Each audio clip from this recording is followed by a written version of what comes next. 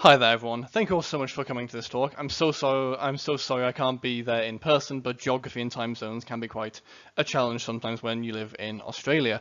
My name's Mark. I'm a lecturer in digital cultures at the University of Sydney, and my main field of research is Twitch game streaming, but I do also do some research on esports. And in this paper, along with my colleague and co-author Bretta Barbanel from UNLV, we will be exploring a bit about how esports players think about cheating in esports, and how quite strikingly and quite noticeably this differs from how we think about cheating in non-esports sports, so cricket and golf and football and so on. And one of the key things which we find here is that whereas in traditional physical sports, all kinds of cheating are generally quite significantly condemned by players and are seen as very unethical, very immoral, very kind of rule-breaking activities which shouldn't be allowed. In esports, by contrast, we find that esports fans, viewers, spectators, whatever, are in fact surprisingly generous towards certain kinds of cheating and have this far more kind of complex web of logics and thought processes to explain and to justify why certain kinds of cheating are seen as being far worse, or certain kinds of cheating are seen as being far milder than others are. And so in this paper, we'll be recounting our findings from a research project exploring what esports fans and esports viewers think about cheating. And in turn, I'll then be comparing that and trying to kind of pull out some of the really unusual and some of the really distinctive points in how these perceptions of cheating in esports among esports fans and viewers differs quite substantially from perceptions of cheating among sports fans and sports viewers. So let's get started. First off, why should we even study esports cheating? Well, esports is, without a doubt, I think, the highest stakes, if you will, context in which digital game cheating can take place. Cheating within the esports context does not just affect the integrity of play and the experiences of those playing, but also, of course, might have impacts on the careers of players, on their incomes, and even on the lifespans of games. As in, if a particular game, for instance, might become well known for having lots of cheaters or lots of cheating, it's far less likely that that game will have a kind of long-term sustained period where it's played at an esports level.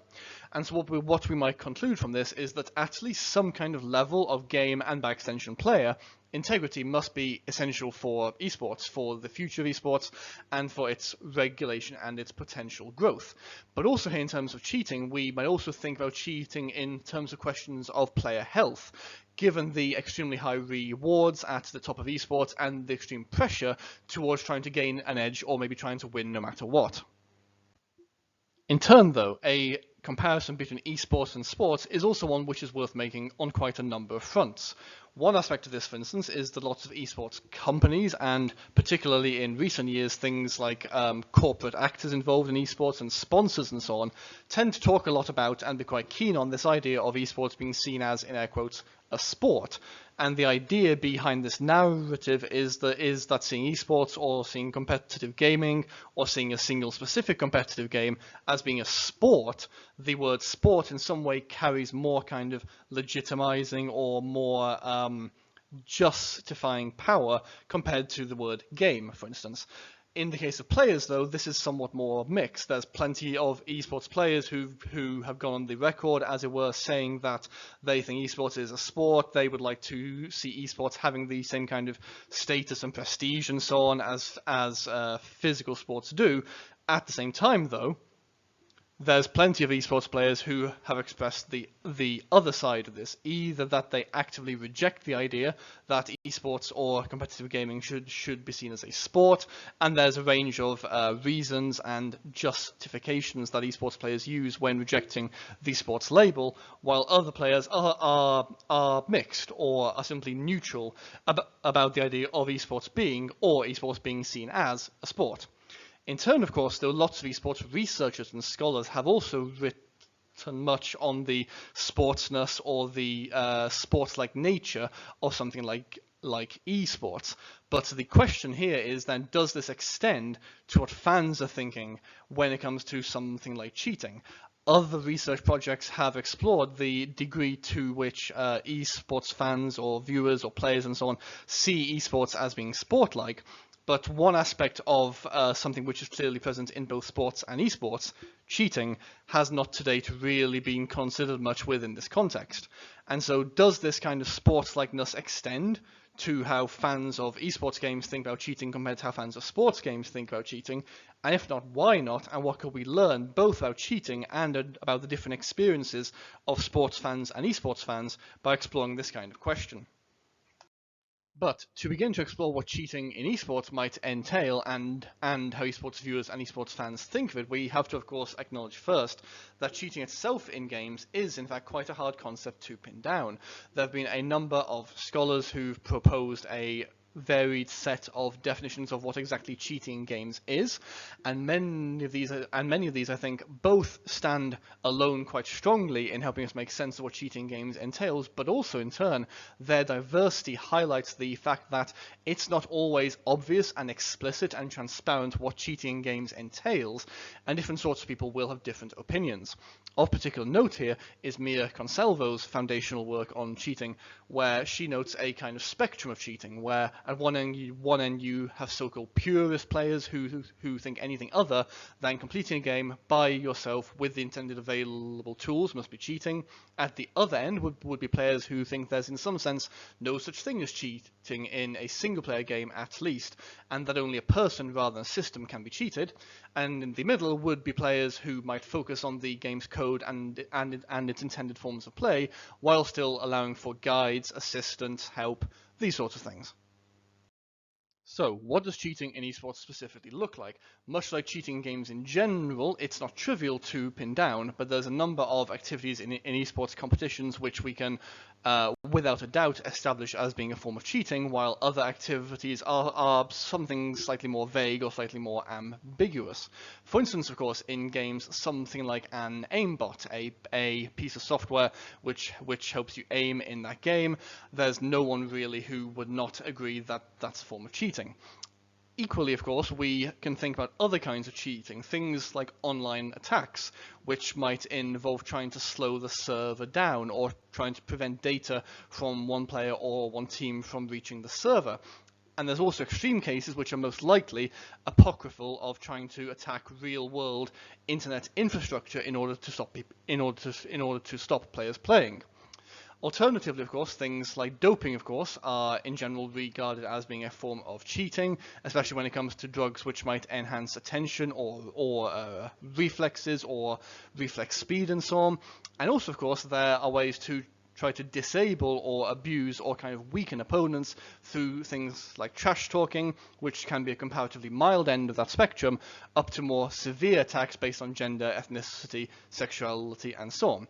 And also, of course, esports sees match fixing as well, which in essence takes a very similar form to in physical sports, i.e. you place a bet against yourself and then you throw the game in question in order to win the bet.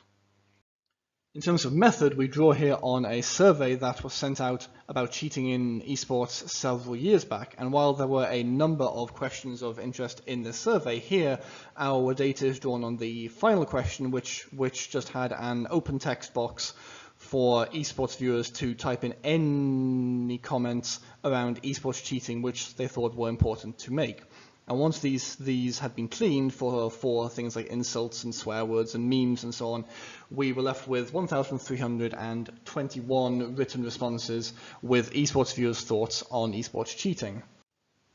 In turn, we should note most, although not all, of the people who responded to this survey were CSGO players, and so while we do think the data here has quite strong generalizability given its volume, future research would do well to explore other games and see whether perspectives on cheating differ across game genres and so on. So, first off, a lot of respondents talked about cheating to win, which is to say doing something to make sure you win a match, a game, a contest, a competition, which you shouldn't have otherwise won. And respondents were absolutely united in the idea that cheating to win is the worst thing someone can do in an esports contest. So things like hacking or doping and so on were seen as the most ethically heinous forms of cheating, and respondents were extremely harsh and extremely kind of stark in the intensity of what they thought the outcomes for people who cheat in these ways could be. As we can see in some of these quotes, the general consensus was that people who cheat to win in esports competitions should in general be banned, often be banned for life, and that this is the kind of biggest problem which affects esports contests.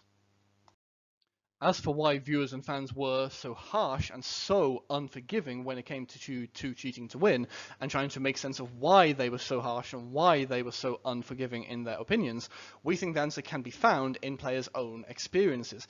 Clearly, many online games are spaces in which players are likely to encounter other players cheating.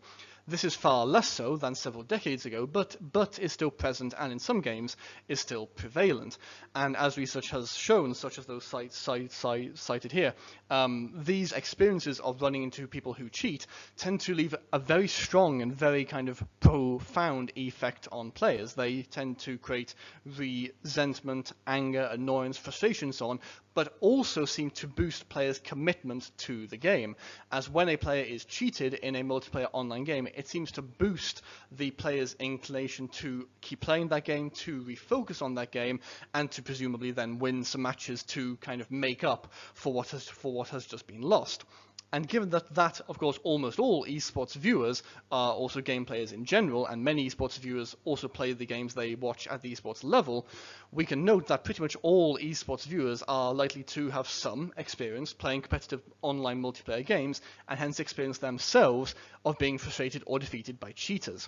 And so we think that viewers and fans' experiences of losing to other players who are cheating to win strongly influence the harshness and the strength of their negative responses towards this kind of cheating in bigger esports contests. When we compare this against traditional physical sports, however, we immediately see quite a clear point of divergence. How often will the average esports fan have been cheated in their own play of playing esports? Well, probably a decent amount. How often will the average recreational football player or cricket player or rugby player have experienced cheating to win in their recreational play of that game? Probably never, most likely. And this marks a very distinctive difference in the experiences of the average esports fan to the average sports fan in terms of their own play of the game or games being watched. And we think that this is a really core explanation for why the response to cheating to win practices in esports is so strikingly high and so almost extreme. However, when we look at cheating to lose, as in deliberately trying to lose a game where you've bet against yourself in order to make money, things of this sort, in terms of cheating to lose, a very distinctive and different picture emerges from this survey.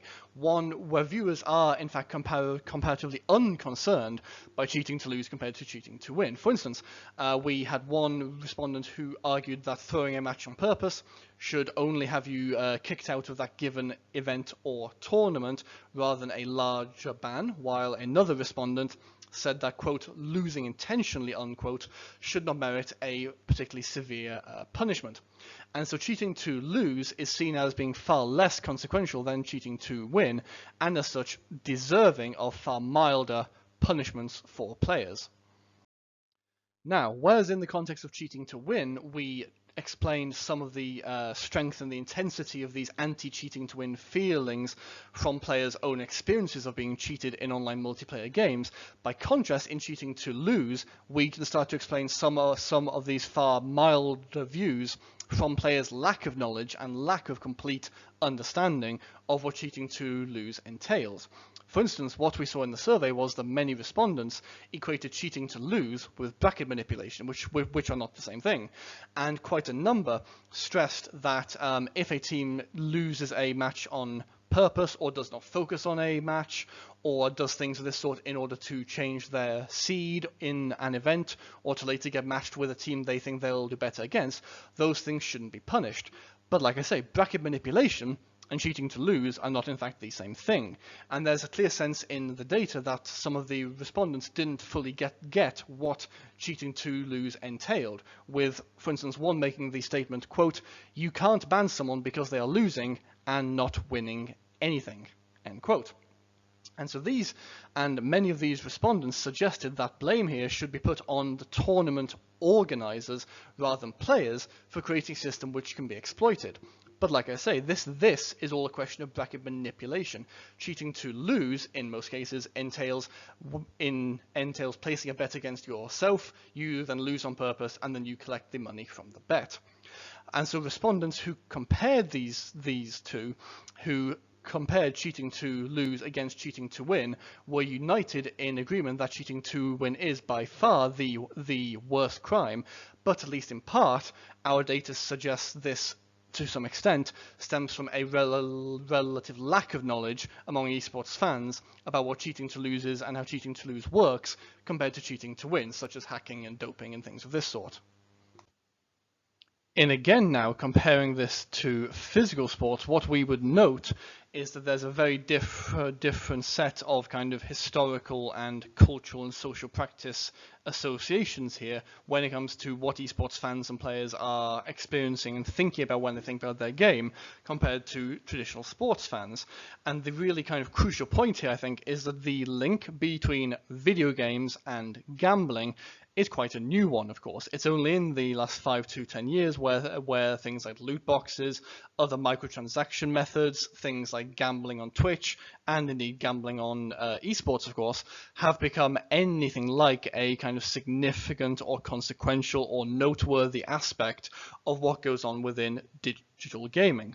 By contrast, of course, the link between sports and gambling, as opposed to the link between video games and gambling, is one that is as old as sports are, in essence.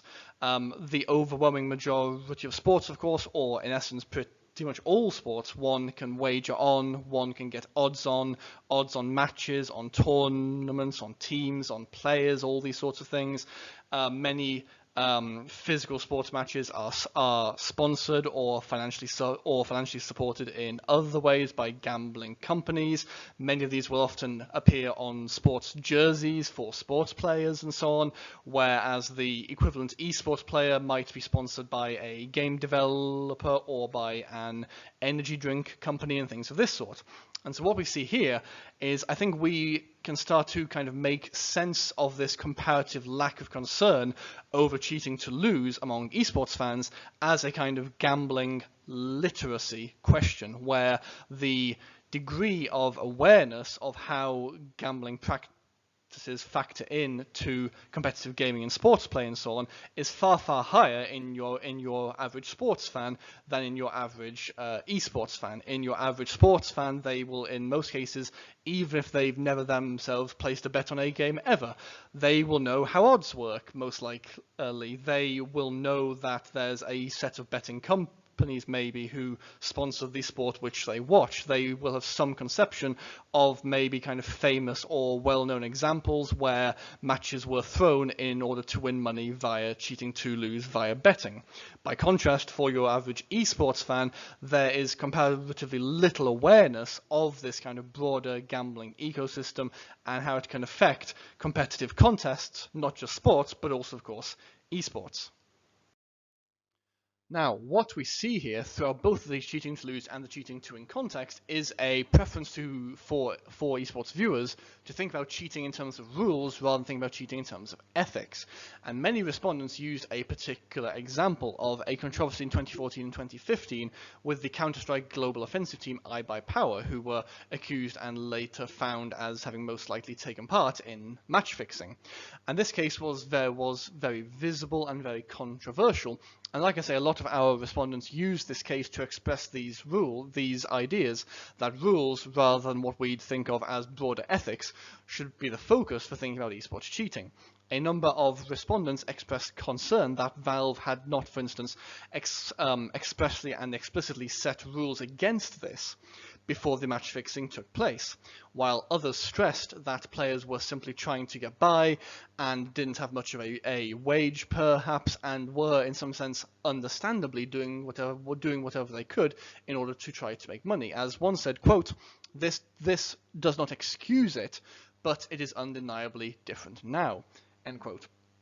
And so what we see here is that there seemed to be comparatively little concern about the ethical wrongness or the ethical malpractice of match fixing, and a bigger focus on the idea that because it hadn't been explicitly ruled out in rules, maybe it shouldn't have been punished, and that because the teams were struggling to get by, it becomes a more understandable or a more defensible act. And so in turn, what is of course intriguing here is that these comments do show some sense from esports players of what professional esports as a job looks like, framing cheating in this context as something which could almost be acceptable or at least forgivable in the context of extremely difficult conditions for labor, employment, work and so on. And what we found in this study is that esports fans are in fact willing to forgive a lot of rule breaking if they do perceive a moral justification for doing this outside the game itself. But again, the focus is on the rules and whether or not rules were being broken, rather than on whether or not ethical or moral standards were being broken. And so what we saw here is that the respondents in this survey are creating kind of moral judgments about rule breaking, which render that same rule breaking more acceptable in some contexts than it might otherwise be. But why else might this be?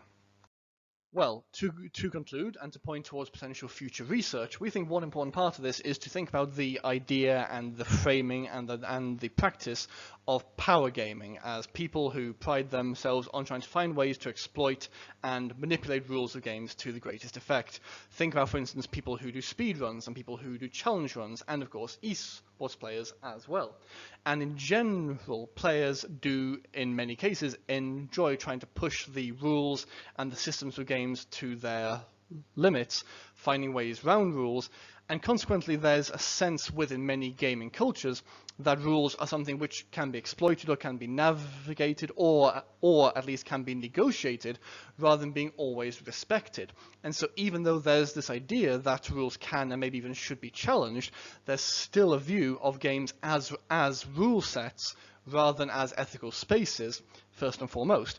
And we think, and like I say, this is something for future research, but we also think that these kinds of cultural ideas around power gaming and rule breaking and so on might well have impacted how esports viewers and fans think about esports cheating, because it explains both why they simultaneously foreground rules over ethics, but also explaining why they are surprisingly generous in some circumstances if those self-same rules are transgressed.